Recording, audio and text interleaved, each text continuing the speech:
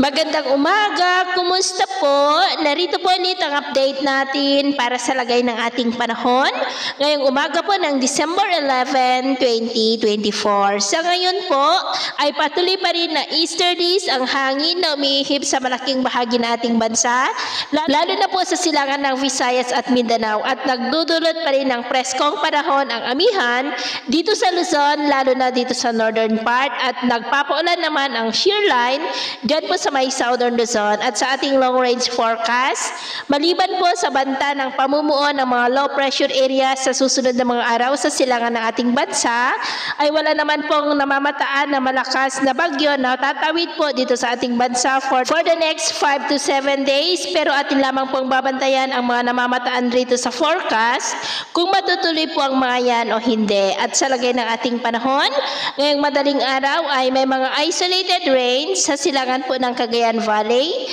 Lobo, Quezon, Camarines Provinces, Catanduanes, Legazpi, Sorsogon, Calapan, Palawan, Marinduque, Romblon, Aklan, Dumaguete, southern part ng Cebu, Bohol, southern Leyte, Sulu Archipelago, Zamboanga Peninsula at Caraga. At mamaya po ay sisikat naman ang araw sa malaking bahagi ng ating bansa, pero may tsansa pa rin ng cloudy skies with isolated rains sa ilang bahagi ng Cagayan at Isabela, lalo na po sa mga lugar na nakaharap sa Pacific Ocean, maging dyan po sa may Quezon, Legazpi, Batangas, Camarines Provinces, Catanduanes, Calapan, Marinduque, Northern Palawan, Southern Leyte, Bohol, Southern Cebu, Caraga at Sulu Archipelago. At mamayang hapon, mas maraming lugar na ulit ang makakaranas ng mas maulap na kalangitan with isolated light to heavy rains, kaya mag-ingat pa rin po tayo. At sa atin naman pong mga baybayin,